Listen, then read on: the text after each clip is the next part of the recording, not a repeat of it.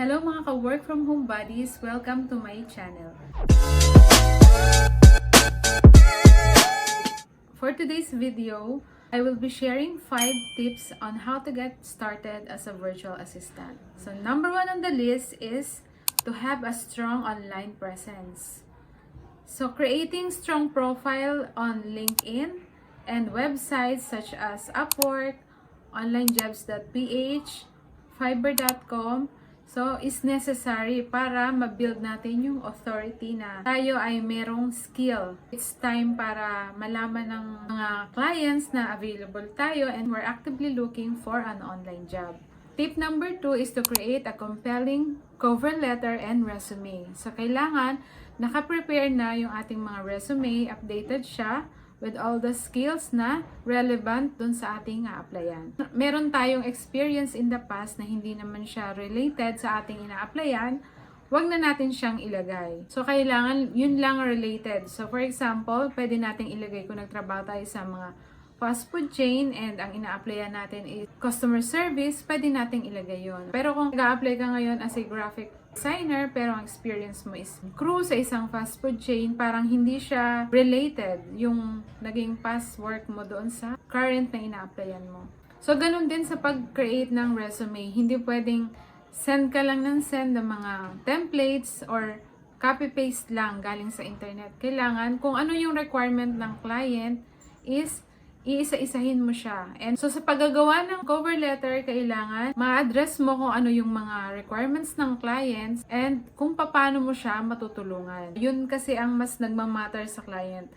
In the first place, kaya siya naghahanap ng virtual assistant, ay gusto niya ng merong tutulong sa kanya. Meron siyang extra pair of hands para mapatakbo niya yung kanyang business. Number 3 tip is to network with other virtual assistants.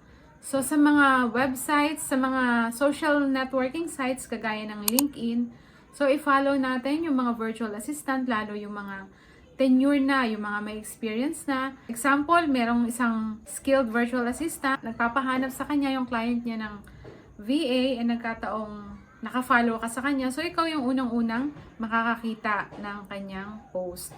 Ganon din sa Facebook. Sa Facebook, so, mag-join kayo sa mga Facebook groups. Minsan, kapag nandun kayo sa isang group and nangailangan yung client ng isang skilled virtual assistant na, pwede kanyang mai-recommend. Lalo't nakapag-build ka na ng rapport sa kanya or meron ka nang na-establish mo na yung connection.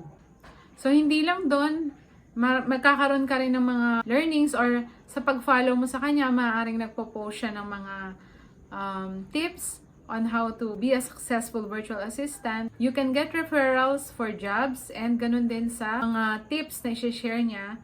Kaya dapat marunong kang makipag-network sa ibang mga virtual assistant. Tip number 4 is to set competitive rates. So don't undersell yourselves. Kailangan alam mo kung magkano na yung minimum rates. So yun, minsan natututunan mo yun sa pakikipag-network, sa pag-join sa mga groups, Facebook group, and ganun din sa mga LinkedIn groups. Number 5 is be patient. So, you must have a lot of patience kasi bilang virtual assistant, kailangan talaga ng lots of patience because it will take time for you to get hired by your client.